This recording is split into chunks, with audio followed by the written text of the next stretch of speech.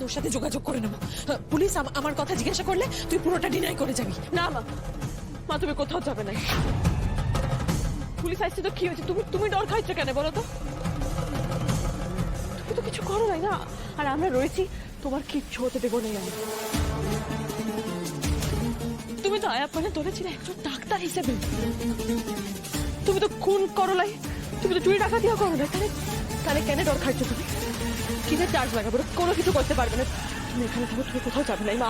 আমরা সাথে সামলা দিব, তোমাকে বলছি তো আমরা। ওরা কিচ্ছু শুনবে না পারুল, আমায় পালাতে হবে, নয়তো তোরা সবাই ফেসে যাবি।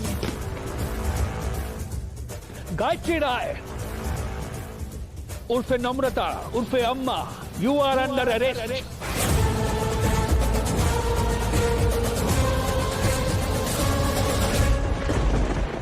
আমার মাকে কোথাও নিয়ে যেতে পারবেন না আপনারা।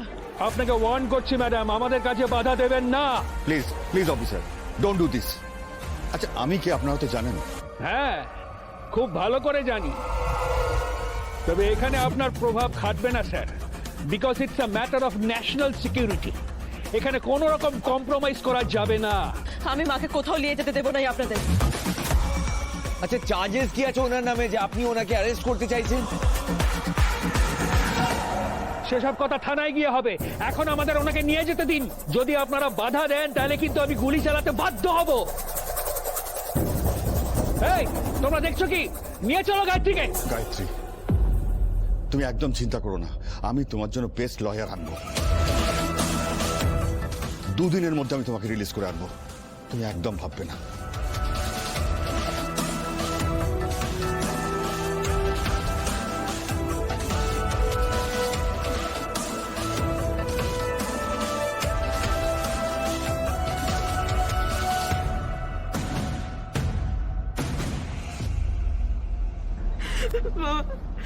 বাবা, মাকে নিয়ে চলে গেল বাবা।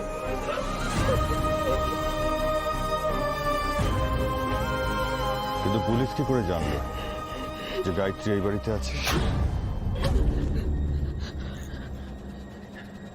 আমরা যেভাবে আড়াল করে নিয়ে এসেছি